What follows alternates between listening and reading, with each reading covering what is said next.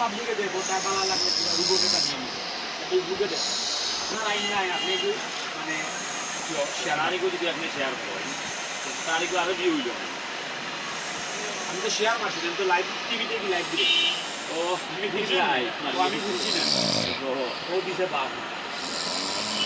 13 মাস দিছে রিমাইন্ড বাকি 8 মাস দিছে আর 5 মাস দিছে ওই দুটো মার্কা করতে লাগে এটা বাক্কা সেন্সিটিভ এটা তারা বহুত কাউন্ট করে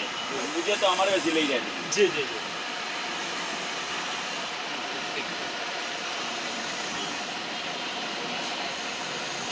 কারণে সাউন্ড লাগে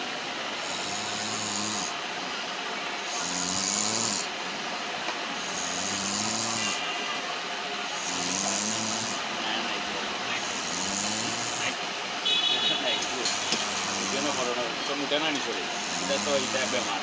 মাংস একটু বালা একটু আরাম পাইলে এরকম একদিন লাগবে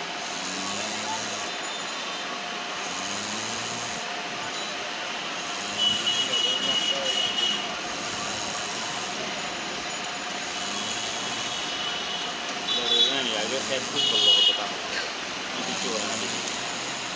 এসব